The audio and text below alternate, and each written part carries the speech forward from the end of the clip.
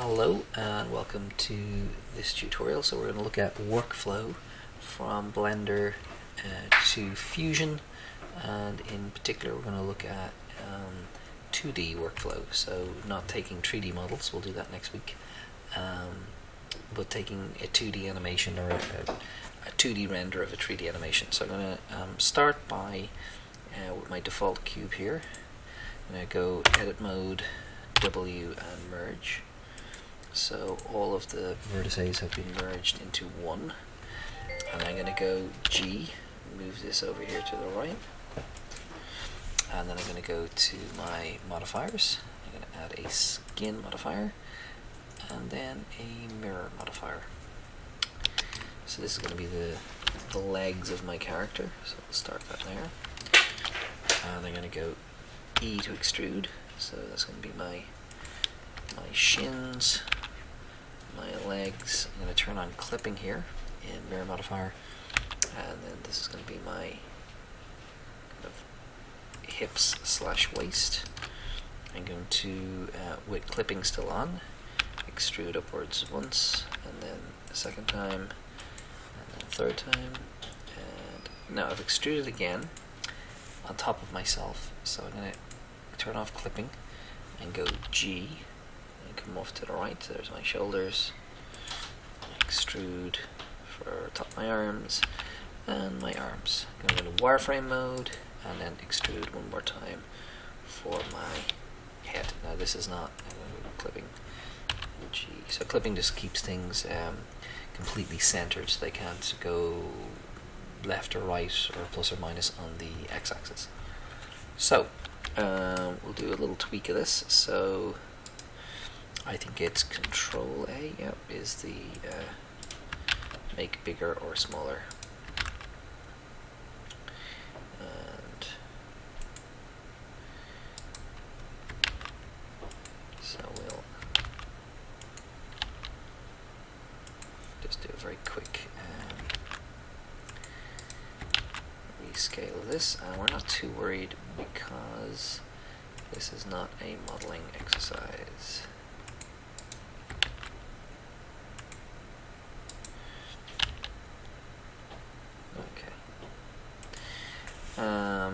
So that's how we look.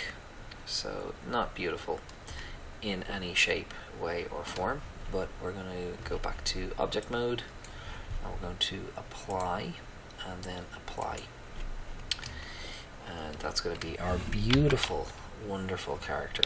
Now I'm going to add an armature and go that to about there.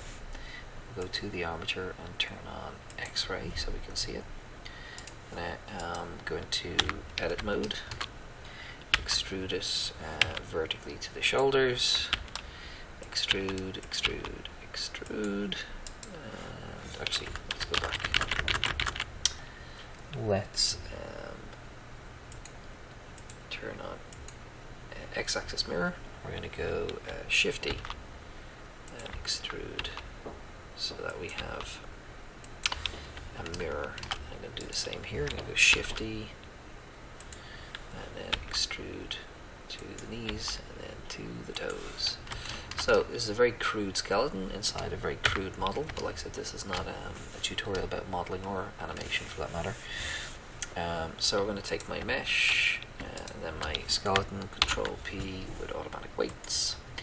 Then what we should be able to get is a very crude animation. So if I rotate, and, rotate, and drop that down there. So that'll be my starting point. I'm going to go I, insert keyframe on location, rotation, and scale. I am going to make my animation 50 frames long, rather than 250. And we'll go to frame 50 and we will stand this guy up. So we'll rotate him a little bit. We'll give him a little bit of three-dimensional movement. Oops. Bring an arm forward and up. Maybe he slides forward a little bit. We'll just save all that. So the purpose of this is just to kind of generate an animation. It's not pretty even a little bit. That's okay. So I'm going to look through my camera. I'm going to go into object mode, lock camera to view, and we're just going to position this guy here. Now, I'm going to have a little pause now. I'm going to go to my downloads folder, and we're going to be using this piece of video here, which is just downloaded from YouTube. Now, this is sort of stock footage from these people here, so thank you very much for letting me use your footage and putting it on YouTube. And this is our scene, and it's pretty much a still. We're going to go into Fusion. Now, this is obviously set up to, you put your billboard here and you key it in, and that's simple enough to do. We've done that before. So what I want to do is I want to put a 3D character here, like with its small animation. And just before it plays on, so let's pause it there. Just in terms of lighting, so it's that sort of dusk. You can see the street lights have come on in some places. There is light coming out this doorway, but there are no clear-cut shadows. If anything, it looks like the sun is reflected here. The sun is over this wall here to the right and is shining into these windows. So if anything, the shadows are probably going from right to left on the screen, but they're fairly non-existent as far as I can see in the image. So that's what we're going to be working with in Fusion and putting our 3D model in here. So to do that, I'm going to go back to selecting my camera here, and then the reason that's important to look at the footage is I want to position my character relative to this camera in a similar position to how he's going to look. So he's going to be standing in the street, so the camera is low. There's no point in putting the camera above him because it won't match then the camera angle in the background. So you have to sort of know the footage you're putting your character into before you render it. Okay, so camera's in position, animation and character are set. I'm going to go to GPU rendering.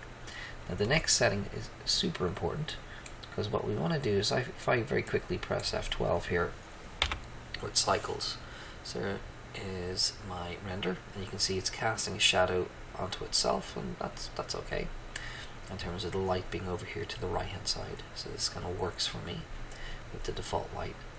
But we can see here the background is grey. So what we're going to do is in this panel here called Film, which is in the render settings, we're going to turn on transparency. So now when I press F12 and render, around the model is completely transparent. It has an alpha channel, and that's what we want. Now I could try and put a color or a shadow catcher in here, but I'm actually going to cheat the shadow in Fusion.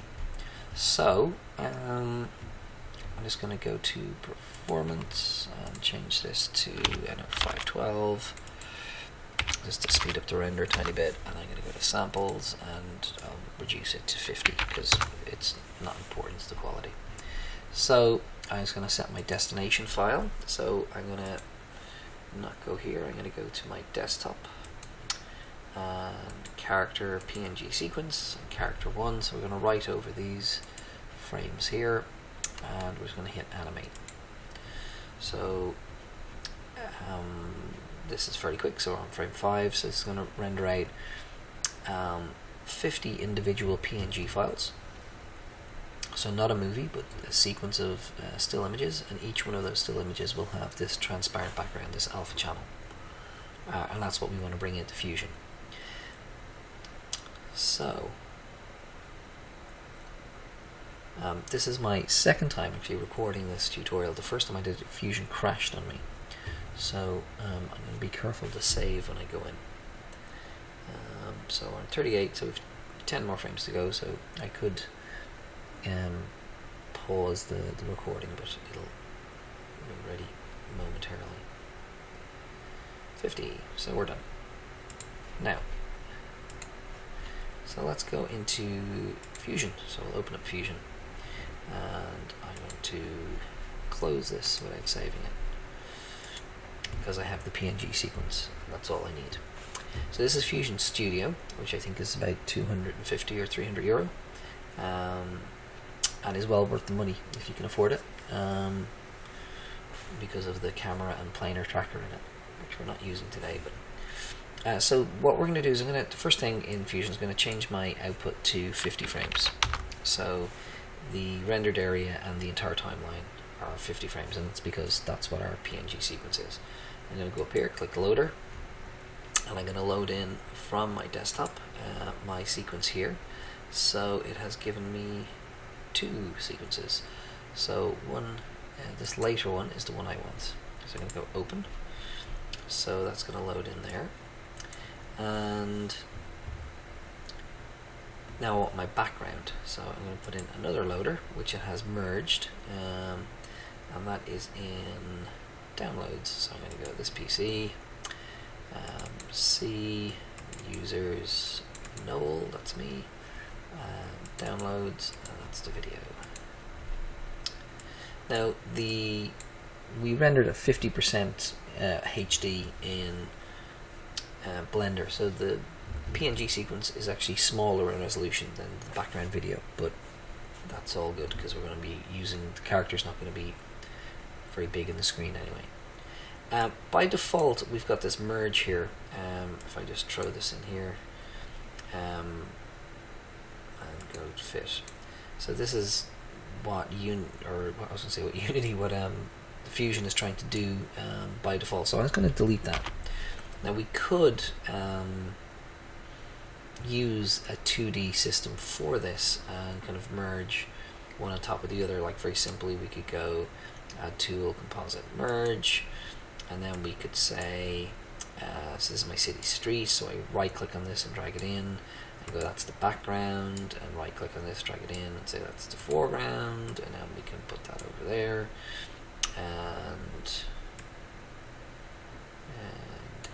and we need to take this here, this city, and we need to start in, I think, around 340, I think, and that's us there. So it starts on black and has a little kind of logo that plays at the beginning. So we'll just go fit with that one. So we could use this 2D merge here, and then we could add in very quickly a transform, and then we could, position this guy here, and look around at the transform and change the scale, etc. So that is one way to do it. And that, again, if we're doing a quick and easy way of doing it, that's not bad. Let me just save this, and we'll call this Blender 2D to Fusion. Okay, save. So we could do it that way, but if we do that, then adding in a shadow is kind of problematic, and it's not impossible. But it just becomes a bit tricky because we have a 2D character, and if I duplicate this setup here, it'll also be 2D and it won't rotate in 3D, and yeah, so it'll be awkward to do. So I'm going to delete this and the transform. We're going to do this in 3D. So we're going to go Add Tools, 3D, and we want what do we want? An image plane 3D.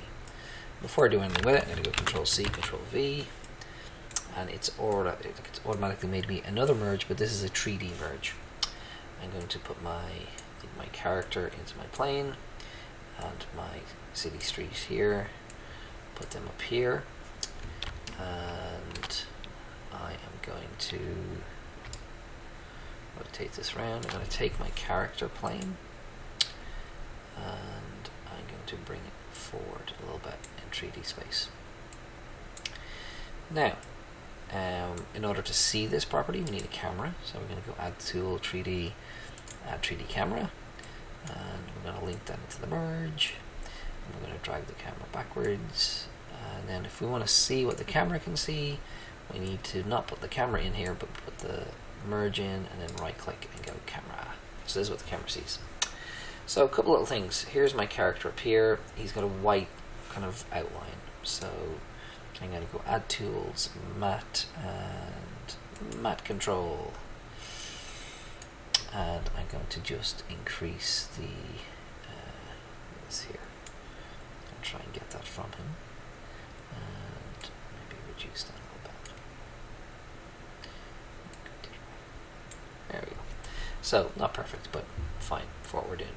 So that's my very kind of basic sort of setup. Now he's not textured or anything, so he's not going to look particularly beautiful in this setup.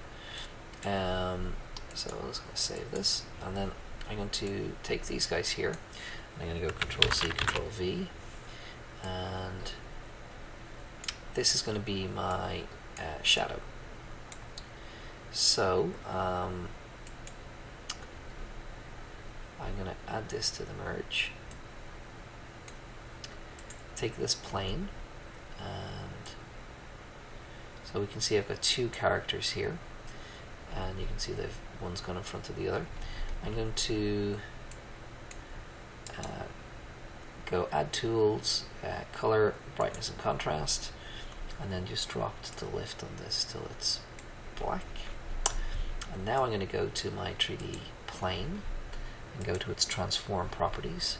And this is why doing this in 3D makes more sense, because I can take this shadow, and not only can I rotate them that way, but I can also rotate them that way, and then that way.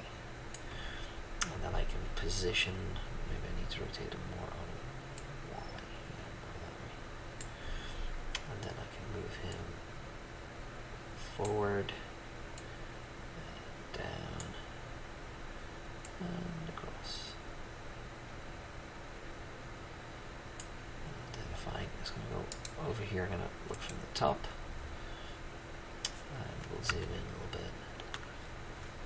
And we want to rotate him on, I think it's Z now actually.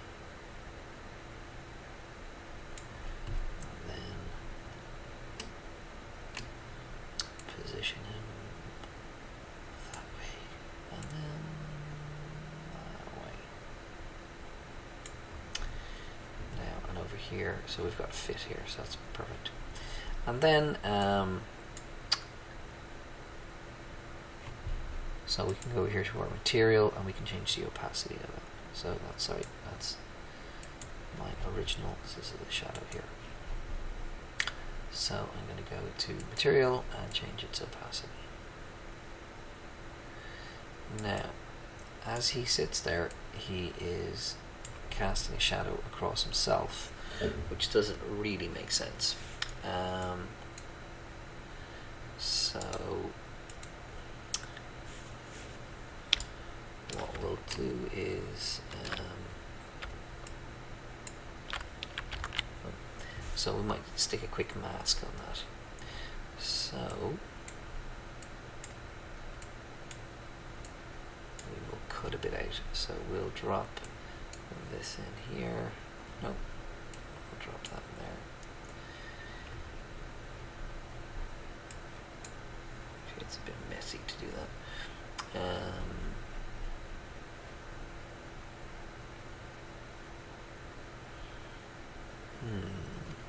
As I ponder what, so like I said, this isn't meant to be a quick exercise. I don't want to make it too complicated.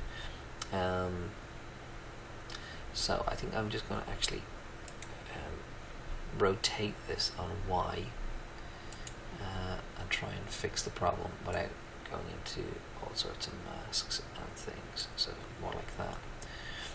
Then I can pull my camera back a little bit. There's my shadow that way. Now, again, it's not quite realistic,